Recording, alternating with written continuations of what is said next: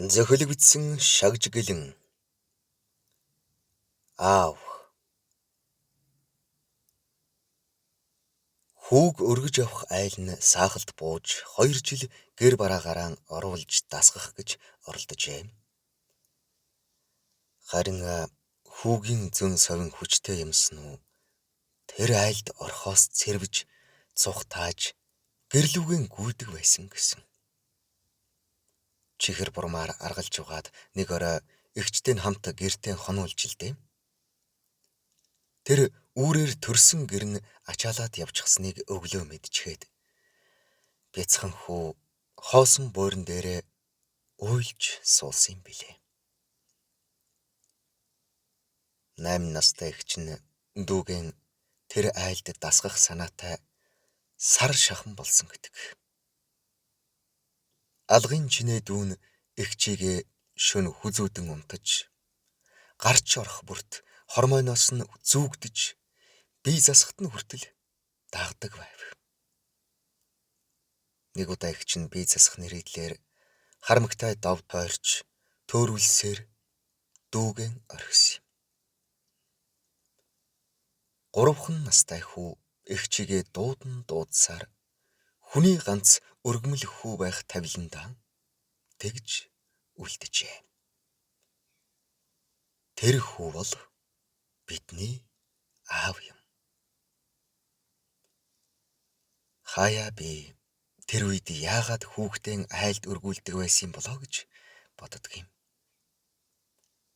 Манай урд цагийн улс хөдөөгийн амьдрал нүүдэлчдийн оршихуйд хүн хүнээр дутхын гачланг ойлгохын дээдээр ойлгодог байсан юм да.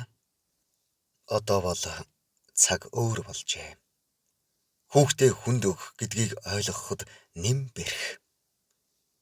Аль бүхэн ганцаас эхэлдгийн үлгэрээр миний аав ээж маань 8 хүүхэд төрүүлж өсгсөн. Ингэснээрээ өөрийгөө ч олон болгосон. Өсгсөн аав ээждээ ч амьдралын нарыг ойртуулсан байх.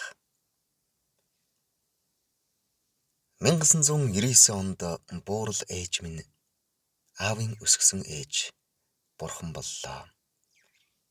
Голын цөн түрээд усаар амтэн ах дүү нар ирж чадахгүй хүн бүлцөөтэй ажил явдал нь хэцүүхэн өнгөрснийг одоо ч би сандаг.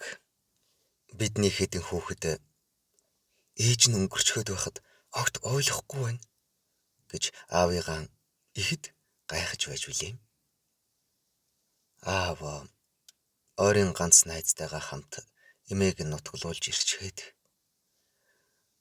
хүний ганц хүү байх яасан ч хэцүү юм бэ гэд мэгшсэнийг өнөөдөр санахад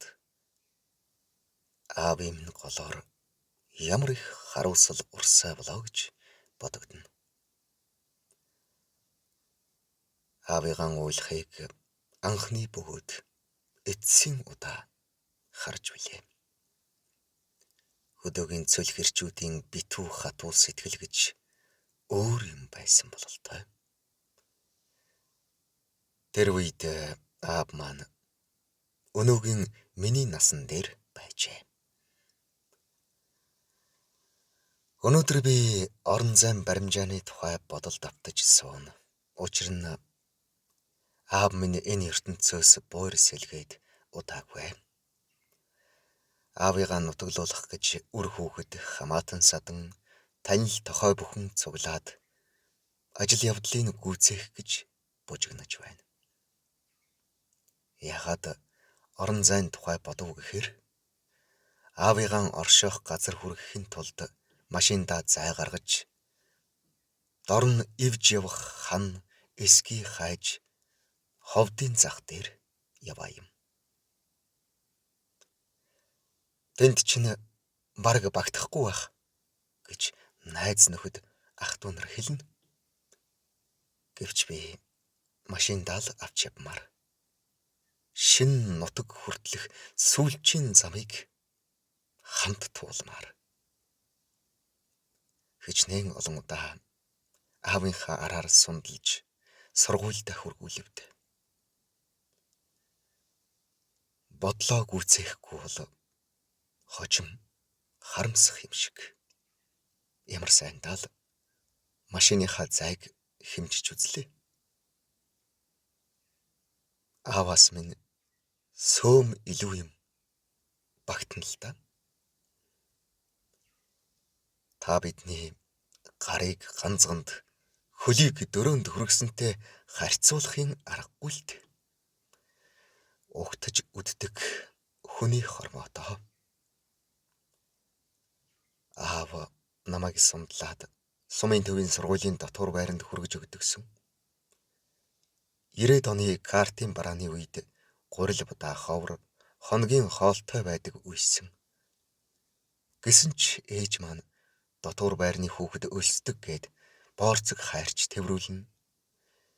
Нэг удаа тэгж явахдаа миний хүү улсын хоолн дээр байж дүүнрийнхаа идэх хоолноос боорцог зөөгөөд яах нь вэ? Миний хүү чинь том хүү болж байгаа шүү дээ гэсэнсэн. Том болсон эр хүн болох гэсэн үү яасан мэдэхгүй.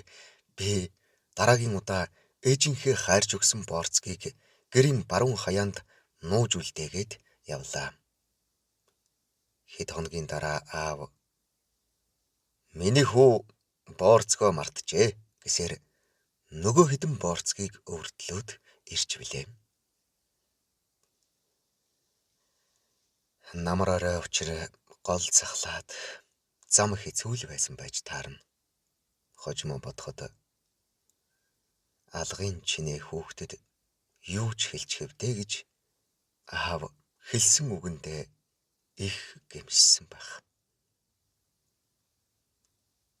Оюутан болж яваад 3 жилийн дараа гэртээ очлоо. Манайх сумын төвөөс 10 гаруй километр учир суманд буугаад л алхачихсан. Манхны урт талын шуудуунд нэг хүн хадлан хадж харагдана. Миний доотлын дүү цэрэгт явчихсан. Бусад дүүнэр нас бага. Энэ хүн аав байхаас зайлахгүй. Гэрлүү биш. Аав руу алхачихлаа. Яагаад тийм хурдан алхаснаа мэддэггүй. Одоо бодоход сансан байж мэднэ. Хаюурын хадуур шор гэх чимээг дагуулж аав амандаа шүп гэдэл нурааж байна. Сэмэрхэн гитсээр ард нь очоод зогслоо. Аав анзаарсан шинжгүй.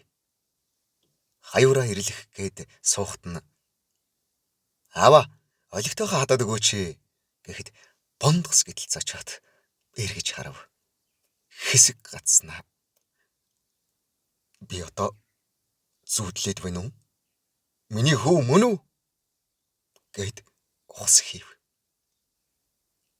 Яран алхаж ирээд духан дээр үнэрлэх айцснаа. Тэнгэрээс буугаад ирсэн юм шиг миний хөө. Яста бөөм баяр. Өглөө нэг л баяр төрөөд хизээ хэнтэй ирв гэл урсгаж гарсансан. Тийм олон үг нэг дор хэлж байсныг бодоход бас л сандаг байж тээ. Түүнээс хойш 5 жилийн дараа эхнэр хүүтэй болцоход нэг очсон юм. Оройхон тэр хавийн айлуудаар яваад манай хүү эмч эхнэртэй болж ирсэн. Та хэд очиж үзүүл гээд тэр ойр орчмынхаа хэдэн хөгшчүүлийг цуглуулчихсан ирж билээ. Үр хүүхдэрээ бахархах нь эцэг хүнд байх л зүйл. Би гэж бүтлгүй дам шиг машина арын элсэнд суулгачаад аав 2 тэмээтэй ирж татав гардаггүй. Миний хүүгийн машин лут том машин байна. Ястай том гэдэл гарахгүй байгаад нь баярлаад байгаа юм биш үү? Ирсэн улсад гарч миний хүүгийн машиныг үзье гэдэл зайлуул. Нэг нь хин чин жижиг машин байна шүү дээ. Гэхдээ хаан тийм жижиг машин байна гэдэл. Одоо өөрийг хөдөөлүүлэх гэж яваагаас хамаагүй жижиг машин байсан да. Аавтаа би хамгийн сүүлд Цагаан сарын шиний нэгэнд ярьсан юм. Сүүлийн хэдэн жил ухаан санаа нь орж гараад ой санамж нь бүр 90 хэдэн оны хэцүү үедээ очичдаг юм. Миний хүү горил будаага авч чадсан уу? Цагаан сарын буузаа хийж чадсан уу? Холоос над руу ирээд хэрэггүй. Айгуу бол унаа унш алдахгүй. Эсвэл аав нь хүн амтнд захиад өгөх үү? Чи чинь олон хүүхэдтэй хүн цалин мөнгөч нь хүрэлцэж байгаа юу? Гэх мэтийг асуусан. Сайн сайхан яваага аавдаа харуулах гэтэл ухаан санаа нь тиймхэн болж чаддаг нь үнэхээр гонигтай. Аавыг хөдөөлүүлэхээр олон цагийн турш явахдаа юу эсийг бодгов. Дүүтэйгээ бага насны амьдрал ах эгч дүү нараа ярилцаж аавын онигоонуудыг хүртэл дурсаж инээж өмөлдөж явав. Нүүдэл хийгээд гэр барихад аав ээж хоёр их муудалцдаг юм. Бараг салхтаа тулна. Өө, ер нь чамтай шал дими суус юм. Чи гэртээ харь. Тэр уулыг даваад танаах байгаа гэдэл их хөвгтэй юм болно. Аав ээжийн өмнөөс яг сайхан хэрэлдэж болж чадахгүй. Хүүхдүүддээ бүрч үг хэлж мэдэхгүй. Нэг удаа бухимдахдаа загнах хүн олдохгүй. Тэр тэнд явсан ямааг "Шаа муу годрон" гэд ойрлж байсан гэдэг. Тийм л өр нэмгэн хүн байж. Би сургуульд явахдаа ааваасаа алтан сургаалаа айлд гэж тоглоомоор асуусан юм. Хүнтэй л зодтолдож болохгүй. Өдөж хоргоовол хөлийн хурдаар зугт. Хаяа арх ууж сур. Олон найз нөхөдтэй болдог юм.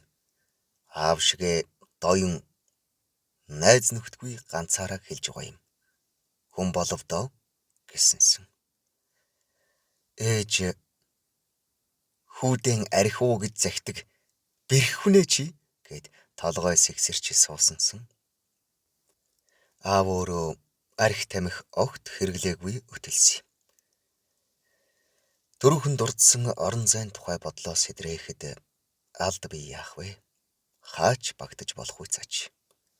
Олон жилийн өмнө дов сондуул дунд төөрч үлдсэн хүний ганц өргөмөл хүү 8 хүүхдийг төрүүлж хүний ертөнцид хөл тэнцүүлж өгсөн энэ том орон зайг би юутай харьцуулна гэж. Хөдөө нутгийн амьдрал төдийлөн өөрчлөгдөөгүй байсан цаг үед олон хүүхдийн нэгийг өргүүлэх санал ирснийг үгүйсэхгүй. Гэвч тэгээгүй юм аа.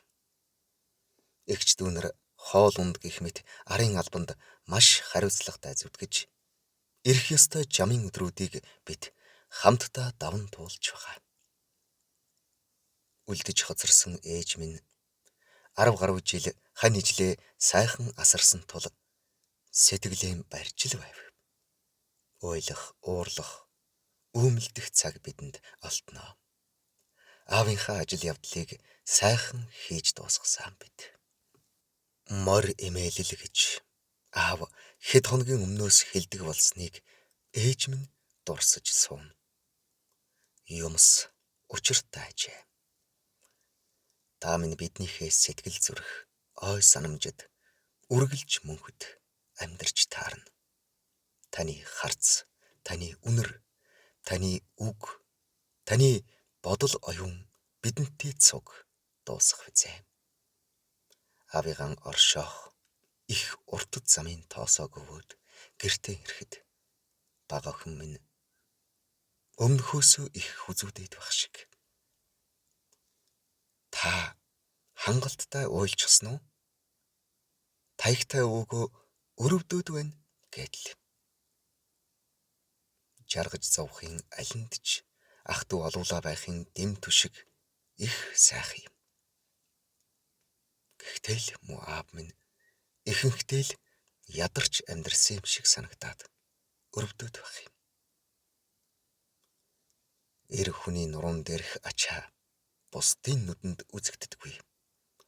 Сэтгэлдээ тээж явдаг шанал нь ханийн чихэнд сонсогддоггүй.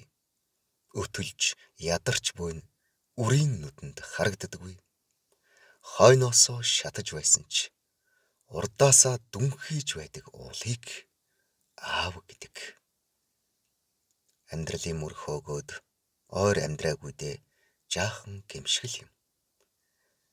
Жам юм да. Өр хүүхдүүд минь ч гэсэн нэг л өдөр гэрээсээ нисцгээн.